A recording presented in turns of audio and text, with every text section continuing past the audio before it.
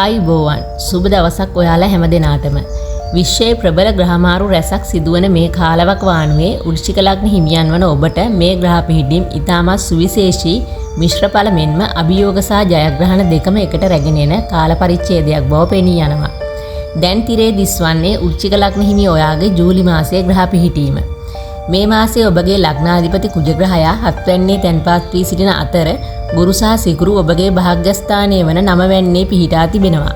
ඒ වගේම බුධ 9 වැන්නේත් රාහු 4 වැන්නේත් කේතු 10 වැන්නේත් ගෝචර වන අතර ශනි ග්‍රහයා 5 වැන්නේ ගෝචර ගමනක යෙදෙනවා.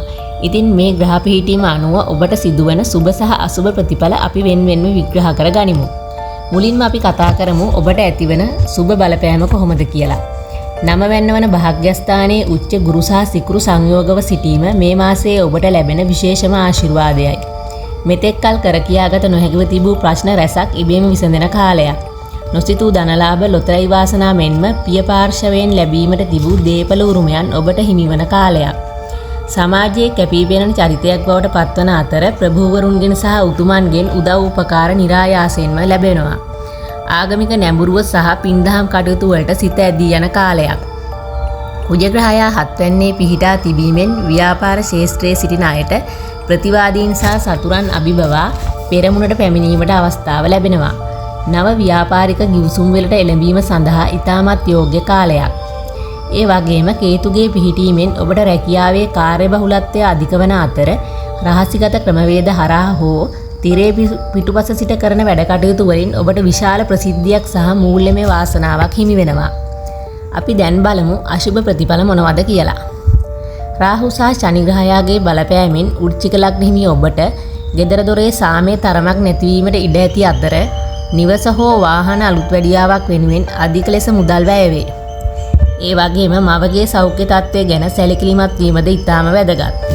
ශනිගේ බලපෑමෙන් තීරණ ගැනීමේදී බුද්ධියට වඩා හැඟීම් වලට වහල් වීමට ඉඩ තිබෙනවා.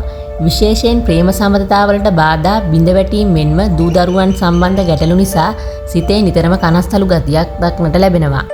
බුධ සහ රවිගේ බලපෑමෙන් ඔබට ලේ ගමනාගමනයේ දෝෂ, අධික උෂ්ණත්වය නිසා ඇතිවන රෝග, හිසේ කැක්කුම හෝ ස්නායු ආබාධ මතුවීමට පුළුවන්.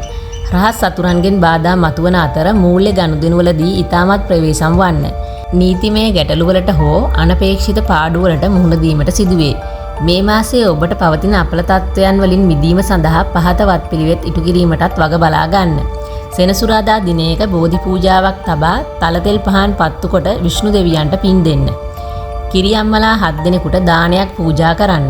විශේෂයෙන්ම කුරුල්ලන්ට තල මිශ්‍ර ආහාර දන් දෙන්න. හැකිතාක් ලාවර්ණ ඇඳුම් භාවිතා කිරීමට සැලකිලිමත් වන්න. ඉතින් මේ පලාපල ඔබට වැදගත්යයි හැඟුණා නම් තවත් කෙනෙකුට ෂෙයා කරන්න. ඉතින් අපි ඊළඟට ධනු ලග්නයේ තොරතුරු රැගෙන එනතුරු ඔබ සැමට සුබ දවසක්. ආයුබෝවන්.